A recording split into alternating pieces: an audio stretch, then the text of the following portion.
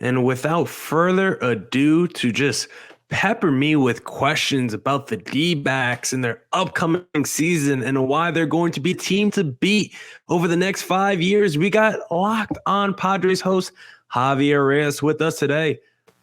Javi, how are you doing today, sir? I'm doing sensational. I'm doing astonishingly well, Millard. I'm happy that you asked because, we love doing our crossovers. That's why we're doing another one. And I'm excited to just pepper you with even more questions. You hit me with a little bit of a sneaky one. I remember you were trying to be disrespectful at one point last episode. I'm already forgetting what you were disrespectful about. It was so long ago. Yeah, it was so long ago, right? Yeah, it was an eternity ago. But yeah, man, love talking D-backs, Padres, and again, this division is just going to be like an absolute firework of bonanza and fun. So, just really excited to talk about this stuff and talk about some D-backs questions because I think there are some players that are a little bit under the radar, aside from a Corbin Carroll. Everybody who follows prospects know about him, but I think there's some other interesting stuff over there. And of course, you also still have my arch enemy on the team, which cannot be ignored. Cannot be ignored. Yeah, I almost puked on the mic. I don't know what that was. Like, oh, you need a bucket? Yeah, I was like, what just happened? He who may not be named. Just speaking of the division, how are you feeling about your chances this year to win that division? Because let me pull up, we'd love to shout out our sponsor at FanDuel. Dodgers minus 140 to win it. Padres plus 145. So it's pretty close between those two to win the division. Dodgers have lost a ton of talent this offseason. They did bring in a little talent with my guy, Freight Train, as a nice little platoon option in the outfield for them. But mostly they lost a lot of talent this offseason, while the Padres were bringing in guys like Xander Bogaerts. Sneakily, I think Michael Wacha recently was a huge pickup for them because he was really good last year with the Red Sox. He was like their number 2 starter for the whole season, and he looked phenomenal, which is like crazy. So if he's like your number 4 starter on that salary and he gives you 85% of what he did with the Red Sox last season, like that will be a huge steal for the San Diego Padres, But how do you feel about your team's chances to finally dethrone the Dodgers in the division? Hey, look, in fairness, every dynasty, every empire falls at some point. The Dodgers have won the division how many years in a row? Just by sheer average, sheer regression to the mean, eventually they can't win the division. So on that end, for sure. But hey, we talked about it a little bit last episode. We'll continue in this one as well. I think the D-backs and the Giants are both going to be capable teams. This is not like the NL Central. The NL Central has the Reds and the Cubs and the Pirates, right? Those are 3 teams that the Brewers and Cardinals can just almost just rely on being like, well, we know we can beat those teams. So we're at least going to be in contention solely based off that. These teams are good in this division, so I think that could potentially hamper both teams. I think both the Dodgers and the Padres. And the other thing is this: don't tell the Snydog, don't tell Jeff Snyder of Locked On Dodgers. I don't care, man. Their ability to procure talent and revitalize like American Pickers or whatever the show is where they take some item and fully restore it. The way that they do that sometimes, there's been some Jason Hayward buzz that I'm not saying he's going to be MVP or at least like all-star level Jason Hayward, but like these things add up is what I'm saying. You turn Jason Hayward into a 2-win player, that adds up. And then Joey Gallo, Noah Syndergaard, it makes me a little bit nervous, just a little bit that they're like, obviously losing Trey Turner's big. I get it. And they have some potential issues with their rotation. Walker Buehler, he just had Tommy John surgery, so there's not as much, hype vibes for them. But I'm just saying, man, they still got Miguel Vargas can come out here. They've still got some decent farm talent that might get called up. I'm just saying, for sheer factor of them being the Dodgers, you cannot underestimate that team. And yeah, if Noah Syndergaard comes out here and has, what Johnny Cueto did last year, right? Johnny Cueto had a little bit of a bounce back, which was nice. Maybe even better. I don't know, man. It just makes me a little bit nervous, just a tiny bit. I'm not like terrified of them. They're not this like giant looming beast. I'm getting closer to the mic as I say that, but there's still a feeling like it's almost like people are a little. It's not a hot take anymore to say that the Padres might win this division. And that makes me nervous. Everyone's like, I think the Padres are good. Yeah, it's honestly a little bit 50-50 at this point. And that makes me nervous. I think people are discounting the Dodgers a little bit too much. They still have Freddie, Still have Mookie. They still have, what's his name? The first baseman that looks like a troll. Max Muncy. If Muncy figures it out again, Miguel Vargas might be a super stud immediately that I think people are sleeping on. I'm a little nervous. But at the minimum, it's going to be awesome. It's going to be great for baseball to have the rivalry kind of reignited. So on that end, for sure. What do you think, though? I'm curious. What do you think? Who do you think is going to win the division?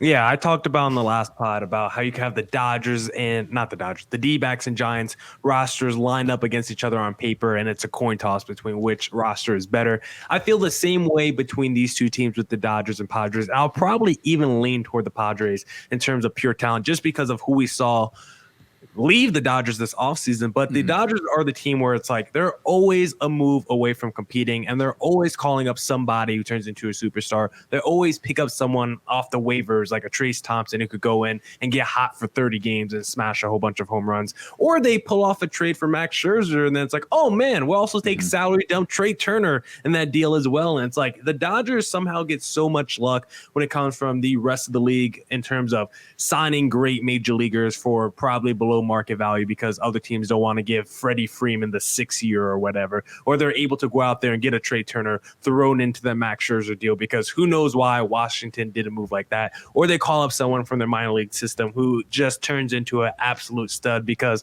unlike the New York Yankees, the Dodgers actually know how to develop their talent. So you always stray for the Yankees. They caught a stray. I mean, those Yankees players are usually good for the first couple of years, and they tail off pretty quickly, unlike these Dodgers, like the Will Smiths of the world, who actually are superstars year in and year out.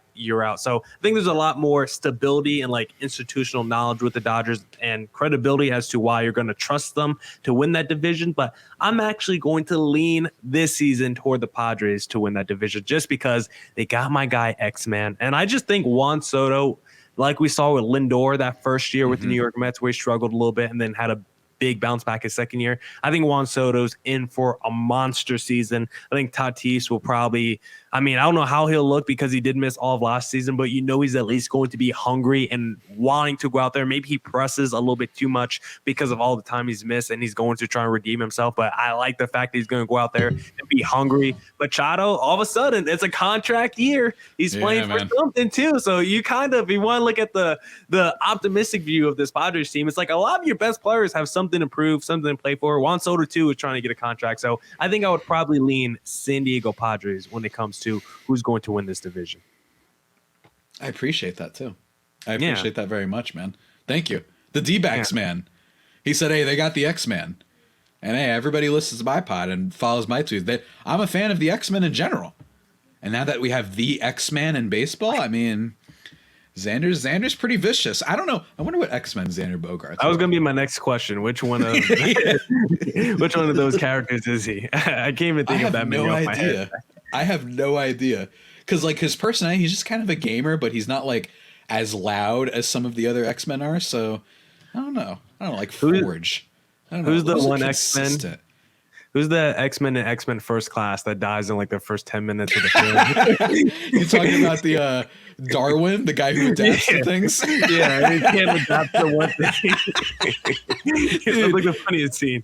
It's literally his ability is to adapt to things. Like he shouldn't be able to die, and they killed him. It's like your one non-white character too. It just gets he gets an energy blast into his mouth. He's like, adapt to this and just adapt to this. Jeez, that movie is so chaotic, but I still kind of like it. I love it actually. All those the new reboots actually. The first couple are great. I like First Class. I like First Class. Like, don't get me on those old X-Men movies, man. They're pretty good. I think there's some people are remembering that it's not just Disney Marvel era that made these good movies. There's been some gems in back in the day. Yeah, and if you want to bet on Xander Bogaerts adapting to his new situation in San Diego, then you need to head to where, Javi? Where do you need to head to? You gotta head to FanDuel, man. Come on. That's right. And for the YouTube audience, we got to put For the YouTube audience, we got to put the overlay on for you guys because the midway point of the NBA season is here, and now is the perfect time to download FanDuel, America's #1 sportsbook, because new customers get a no-sweat first bet up to $1 $1,000. That's bonus bets back if your first bet doesn't win. Just download the FanDuel Sportsbook app. It's safe, secure, and super easy to use. You can bet on everything from the money line to point scores and threes drained. Plus, FanDuel even lets you combine your bets for a chance at a bigger payout with same game parlays. We're not in the MLB season. It's still basketball time. So right now, all I got to bet on is my favorite team, the LA Lakers. And guess what? Every game, I'm doing my same game parlay. LeBron, 25. LeBron, 5 rebound. LeBron, 5 assists with AD, 25 and 10. Instant money in your pocket. You can go cash it right now. So don't miss a chance to get your no sweat first bet up to $1,000 in bonus bets when you go to FanDuel.com/lockedon. That's FanDuel.com/lockedon to learn more. Make every moment more with FanDuel, an official sports betting partner of the NBA. Now, Javi, I've really dominated the conversation with all my San Diego Padres questions. So let me be a gracious host and maybe turn the mic over to you for a little bit to see if you have any questions for me. All right. Here we go. Right. Here we go. No, I feel like Eminem and 8 Mile. Like I got the mic. Like, here we go. What can I do with this? Yeah, here we go. You have had one thing over me these past couple, at least the last year. You had one thing over me. One very important thing. And that is, you did not have the ground ball gremlin as your first baseman. You did not have the absolute bane of my existence in Eric Hosmer at first base. And last year, and they laughed. They laughed at me. I remember they laughed at me. Who? Christian Walker, man, is one of the more underrated players in the game right now. I'm not so sure that he will repeat, but in fairness, he's had years where he's hit for power before. It did not only materialize last year. He's on a super team-friendly contract. Won the Gold Glove last year, hit 36 home runs, which is wild. And yes, batting average wasn't high, but if you look a little bit deeper, he was smoking the ball. He was like one of the unluckiest hitters in the game in terms of just getting really bad BABIP luck. And his isolated power was almost like not close to, but he was in that like Aaron Judge tier. He was a little bit below him, obviously, but just in terms of hitting for pure power, Christian Walker was up there. And then with the defense, he was great. I want to ask you, he is an underrated player.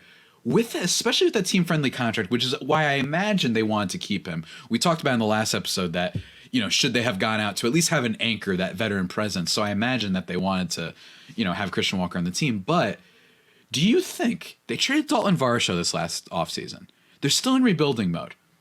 Christian Walker's not like he's super young. He's not old. He's not super young, though.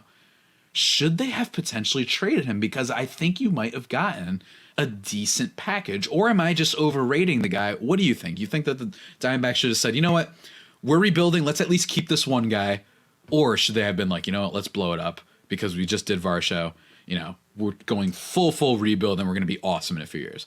If you could get a Varsho level package for Christian Walker, sure, you think about it. But when you think about the trades of the Mookie Betts and the Nolan Arenados, it's hard for me to rationalize trading away a good player like Christian Walker, who's not a superstar, and actually expect to get real value back. Because, look, I was shocked when let me not say I was shocked when the D-backs traded Dalton Varsho, because they, of course, had a logjam of outfielders, and I wasn't surprised to see Dalton Varsho move. But the fact that he was moved and got back, like, a real heralded prospect who already flashed on the major league level. Like, you usually can't get a Gabriel Moreno back in a deal where you trade away a superstar player. The fact that the D-backs got someone back like that in a Varsho trade really shocked me. So I wouldn't want to also expect that if I trade away a Christian Walker, I could also get back a pretty good prospect, because more likely than not, if you trade away a Christian Walker, you're never going to get that return on investment back. And so for me, someone that's already on a team-friendly deal just exploded onto the scene with his defense and power. And the power, it's not something new, like you said.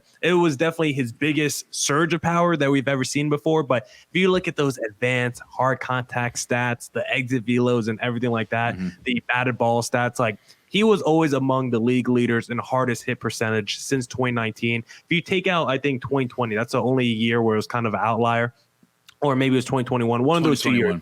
2021. I'm looking at it. Yeah, 2021. Every other year, he's basically at the top of the leaderboard, top 5 in terms of whatever hard contact rate you want to find. So this was the first year he finally put it all together in terms of that over the fence power with the defense. And in the second half of the season, Javi, in 70 games, he had a 285 average. So he even showed you in the second half of the season, maybe he can hit for a little bit for average. And he had like 850 OPS. So Christian Walker is someone that I still think is ascending, still think is only 30 years old. And coming off the best season of his career, it's like if this guy can still give you that production for the next 3 to 4 years while you have all these young guys come up, he's the perfect glue guy. He's a perfect veteran presence. He's still good. And it's like, why not just keep him in this timeline with all the rest of the players? Because the D-backs might not be that far away from competing for something real. They could be 2 years, maybe 3 years or less away from actually just at least getting in the dance and making some noise. And trading away a guy like Christian Walker for the 25th best prospect in someone's system, I don't think that would work out, because I saw the D-backs last trade deadline or a couple trade deadlines ago trade away Eduardo Escobar, and they got back Cooper Hummel, who they just traded for Kyle Lewis. So in the vacuum, Eduardo Escobar just as good as Christian Walker, at least at the time of the deal, and you got back nothing for him. And I think in most of these deals, like the D-backs also traded away Starling Marte and got back like Caleb Smith or something. Like most of these deals where you trade away a good player, not a great player, not a superstar player, just trade him away, you're never going to get back a decent prospect. Like it's not basketball where if you actually trade someone that's like a borderline all-star, you actually get back a really good prospect or pick or whatever. You at least get equal return on your value or close to it. In baseball, I just feel like trades 90% of the time are fleeces one way or the other. You're either acquiring a superstar and giving away nothing, or you're acquiring like a good player, but you're giving up some dude that's going to turn into Fernando Tatis Jr. in the future. So I would rather stay away from trades. And if I'm in a trade, I want to be acquiring the best player and not be acquiring draft picks or prospects, because I just think that's too much of a roll of a dice. And the way you've seen prospects and the gamble on them and how often they actually materialize, just give me someone who I know is going to be good, who's not going to kill my salary or luxury tax, because they don't have that in baseball, and just let me have Christian Walker and just see him crush 40 home runs in a season. I like that you bring that up, because it's true. You either have like the trade for Trey Turner that the Dodgers did, which still gives me PTSD thinking about it, where it's like, all right, you gave up Keibert Ruiz, okay, Josiah Gray, okay, whatever, fine, but then you got him and Scherzer. I know they didn't win the World Series, but it's still like, when you look at that, you're like, all right, you got the superstars, that's pretty awesome. This has happened a bunch. Or it's the other way, where it's like you traded Glasnow and Meadows and Shane Baz for Chris Archer, who was not even. The book was out on that guy. I still don't know why they did that. Like it's true. It seems to go that way. It feels like Soto might be the first trade in a while where the prospect return, like you really did get as much as you could and it made sense. Like this super young superstar.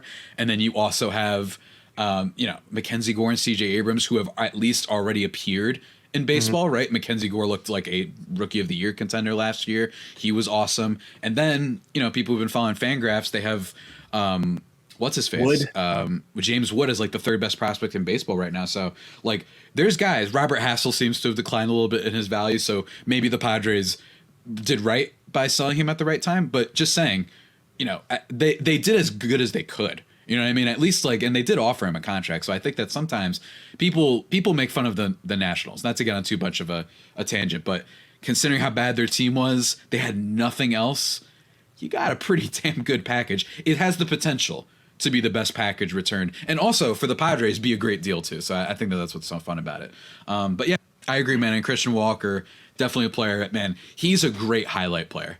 Everybody, if you just want to see some dingers right now, it reminds me of Hunter Renfroe, one of his years with the Padres, where if you just look at their highlights, you're going to think they're the best player in the history of the game. Christian Walker, there are some home runs he hits where it's like Bull Durham. Like, wow, that ball really got out of here in a hurry. I mean, geez, Louise. So really looking forward to that. Next question I have for you.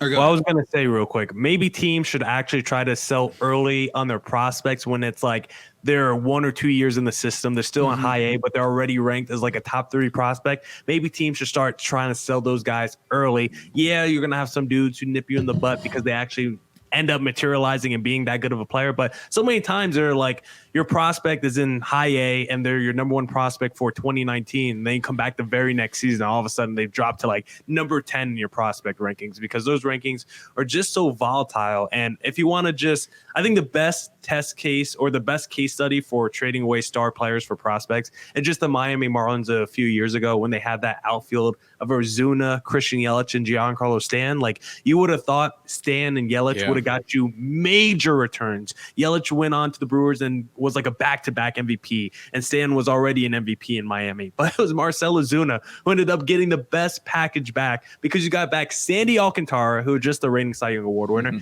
and you got back our guy Zach Gallen in that deal as well. Think about that. You're trading away a borderline all-star, and you get back two. Like, if the Miami Marlins didn't trade away Zach Gallen, I mean, they still got back Jazz Chisholm for him. But if you had Sandy Alcantara, Zach Gallen's your two frontline starters, and all you trade away was Marcell Ozuna, who's had all these off-the-field issues, it's actually crazy that could happen in Major League Baseball. Yeah.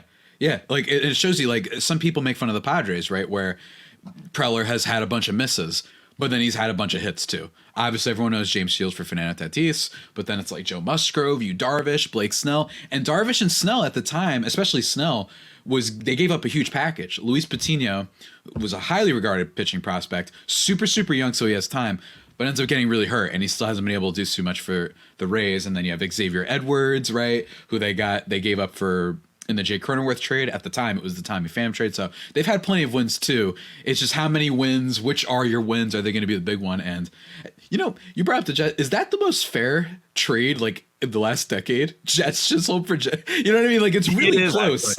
I think it is the best, like, 1-for-1 trade, because the Dbacks actually had like a Cy Young Award contender. And then the Jazz, he's on the cover of MLB The Show. So it's not he's no scrub either. So it's like, I feel good about Zach Gallen potentially winning the Cy Young Award. Like, I don't think that's crazy. And it's like, you told me Jazz was going to be an all-star, have a 30-30 season, and actually live up to being on the cover. I don't think that would be insane either. The fact that they were literally just 1-for-1 trade, I think is I think fun.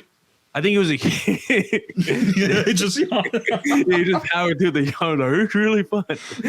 You know what, Javi? You know what you need? Because it looks like you get a little tired. It looks like you need a boost, Javi. And if you need a boost of energy, the best way to get that is from a Built Bar. Because listen, audience, listeners, whoever is listening to this podcast, if you're looking for a delicious treat but don't want all the fat and calories, and you want that little boost of energy like Javi needs right now, then you got to try a Built Bar. Because look, the holidays, they're like 2 months ago at this point, right? If you want to stay locked into the game, you got to do it yourself. You got to stay self-motivated, and it's hard. We all have sweet tooths. We all have cravings. And that's why Built Bar is fantastic, because it tricks you. You think that you're eating a candy bar when in reality, you're actually eating a protein bar. That's low in calorie, low in sugar, high in protein, high in fiber, great for a keto diet. And the thing that makes the Built Bar so tasty is that it's covered in 100% real chocolate. It's soft. It's easy to chew. And right now, you don't have to just go online to get your Built Bar. No more just built.com. You can still go there if you want.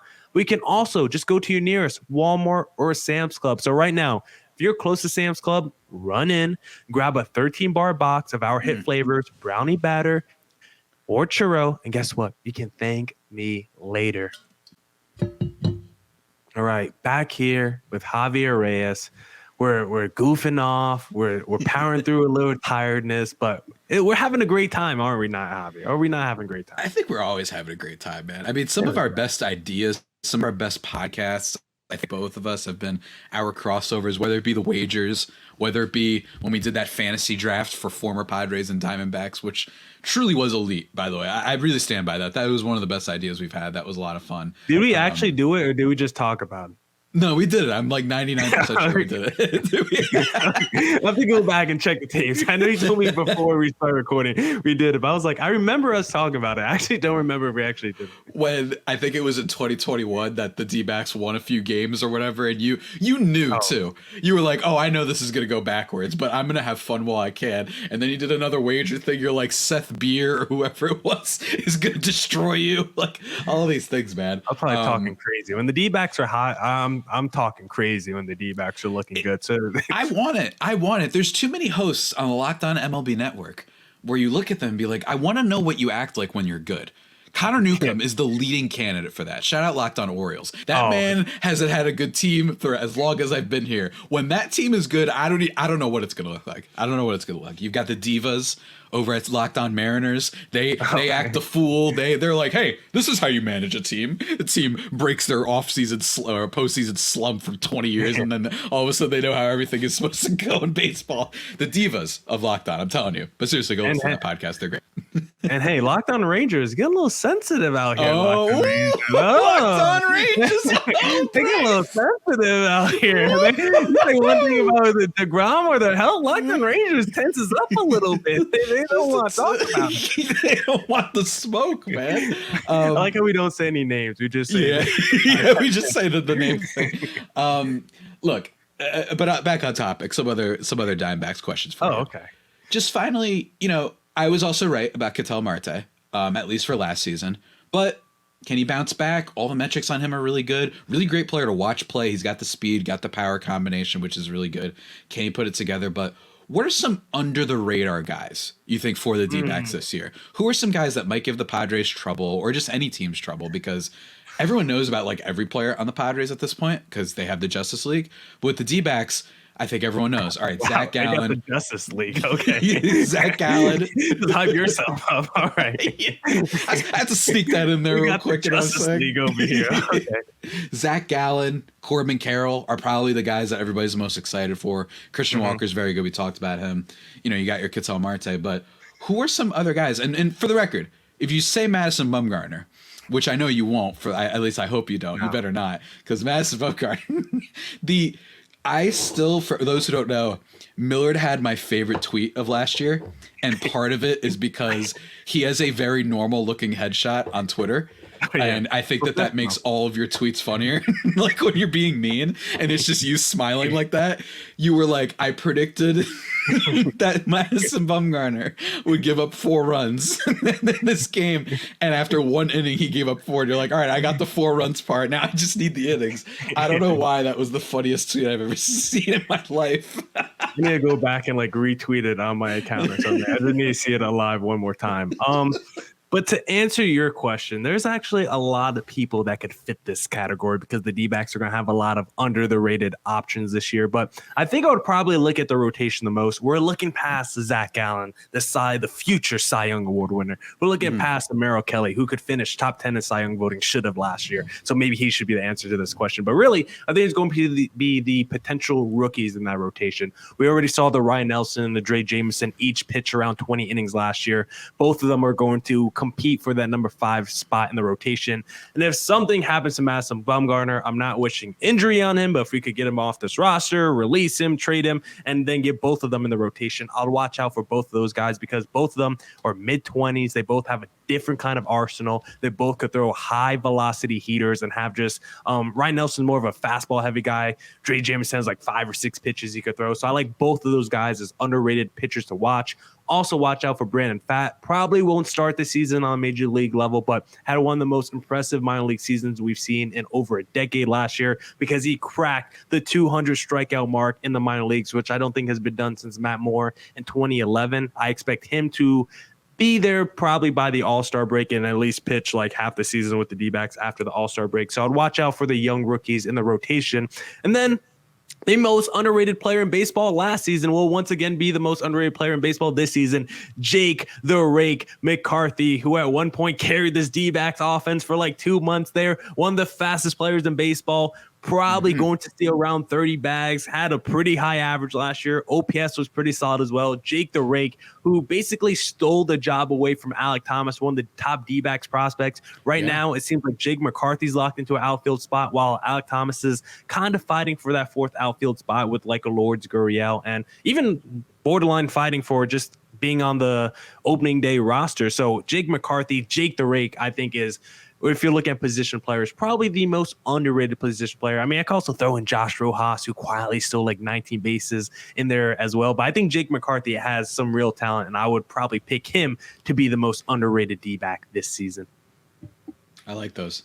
Jake McCarthy, if you play in roto leagues, really cheap option to try and get you some steals, man. Really, if you're playing those rotisserie season-long leagues, man, woo! That's going to be one for you. Yeah, I agree, man. I think it's really fun. And there's definitely maybe some late season, right? It's possible maybe does Gabriel Moreno make his debut? Oh, yeah. Like in the second half, probably comes up. That's a super highly regarded prospect. And again, a great return for the D-backs, all things considered, on Dalton Varsho. I'm curious. I was going to say ahead. for Moreno, I think he's going to be there from day one. He just won't be Carson Kelly. How it seems right now, it seems like it's going to be 60-40. Carson Kelly is the opening day catcher, getting 60% of the duties. And then by All-Star break, I think we'll see that flip where Moreno being the guy for 60% of the time, Kelly the other 40%. But expect Moreno to be a contributing factor most likely from day one. Nice. That's exciting, man. Again, it's cool that there are things to watch on the team. You know what I mean? There are a lot of not a lot, but there's a decent amount of hopeless teams out there. Like there's the Pirates, who are just like, all right, I guess I can't wait for some Brian Hayes defensive highlights. That'll be fun, I guess. And then that's it. The Rockies, oh my God. D-backs, it's like the only thing with them is just that other teams are better right now. That seems to be kind of the only like negative. You know what I mean? It's just, well, you're in a loaded division right now. Look, if they were in like the NL Central, they could be like, you know what, let's spend some money this offseason. We could win this thing, you know, or the AL Central, whatever. Like, what's going on in the Central world, man? Let me tell you. Yeah, if I could throw out a sarcastic stray real quick, I love the hourly updates of Brian Reynolds' trade requests. You're allowed to say it. So Eric Hosmer was banned on my show, as you know, and many people know. I refused to say his name for a while. That guy on the Pirates you just said has been banned on my show as well. I've had enough. I cannot take the trade rumors. It is insane. This guy is being treated like, when that report came out that they want a Soto like trade package, I was like, enough. Just relegate them. They need to be relegated. I've had enough of the Pirates. Either sign him or trade him. Make up your mind. This guy isn't Mickey Mantle. Like, he's a good player, a player that would probably fit on a lot of teams. But oh my God, but like you said, hourly updates. He's not even kidding. And honestly, I'll probably be forced to talk about him again at some point because the engagement numbers whenever you talk about this guy is through the roof. It's this like weird cultish thing that's happened where everybody thinks Brian Reynolds is like a superstar who's about to be traded. It's nuts. It's nuts. Fun question for you. Which Locked On host do you think is least excited for this season? Is it like Jason Burke of Locked On A's? Is it Jeff of Locked On Reds? It could be Paul Holden of Locked On Rockies. Who's least excited for this season? I might say Jason Burke just because that's a minor league team that they're putting out there on the field, and they just seem hell-bent on winning no games this season. The thing is, Burke does have a little bit of a freakishness to him where like he might be the sick sociopath that enjoys watching awful baseball and being like, hey, we just got a home run from our first baseman today. Yay. And like Christian Pache made a cool catch today. Like, I could see that, but oh man, that is such a great question, man. That is fascinating.